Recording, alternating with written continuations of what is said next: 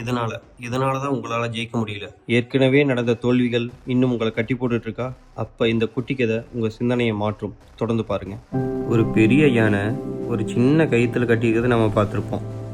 பெரிய மரத்தையே வேரோடு சாய்க்கிற அளவுக்கு பலம் இருக்கிற அந்த யானை நினச்சா அந்த சின்ன கயிற்று சுலபமாக இருக்க முடியுமா முடியாதா? ஆனால் அது முயற்சி செய்யாது. ஏன்னு உங்களுக்கு தெரியுமா? அந்த யானை குட்டியாக இருக்கும்போதே அந்த கயிற்றுல கட்டி வச்சுருப்பாங்க. அப்போ அந்த யானை அந்த கயிற்றை அறுக்கிறதுக்கு முயற்சி மேலே முயற்சி செஞ்சு பார்க்கும்.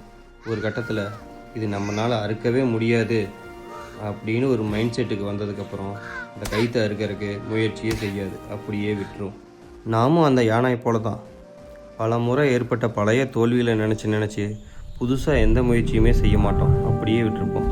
நாமும் அந்த மைண்ட் செட்டை மாற்றினோம்னா நாமும் ஒரு சக்ஸஸ்ஃபுல் பர்சனாக மாற முடியும். முயற்சி செய்வோம், வெற்றி அடைவோம். இதுபோல் கதைகளுக்கு உங்கள் மோட்டிவ் ஸ்டோரி பக்கத்தை சப்ஸ்கிரைப் பண்ணிக்கோங்க.